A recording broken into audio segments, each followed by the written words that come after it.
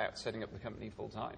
It's a shaky first few months or first year. Oh, it was a disaster, absolutely a disaster, because we had absolutely no sense of it. We were completely naive about it. We thought, I remember I had the conversation with my boss at the time saying we're going to be out to market within 3 to 4 weeks, and he just laughed and said, that's impossible.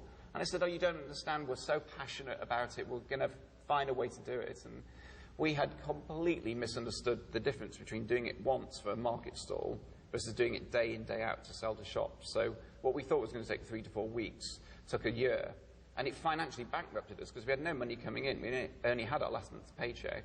So by the time we got to the start line, we were in tens of thousands of pounds in debt. We just lived off breakfast cereal for 3 times a day for the previous 9 months. And the interesting thing is we had been told no by every single potential investor we'd come across. It was no after no after no.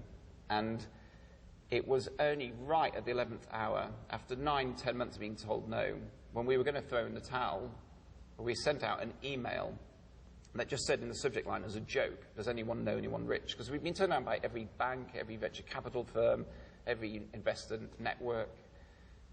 And so we sent out this email, and we spammed half of London with it, and we got 2 responses back. One from an old school friend of John's who had a few years ago done work experience in the office of a guy that sometimes invested in businesses, and he introduced us to this guy called Maurice Pinto.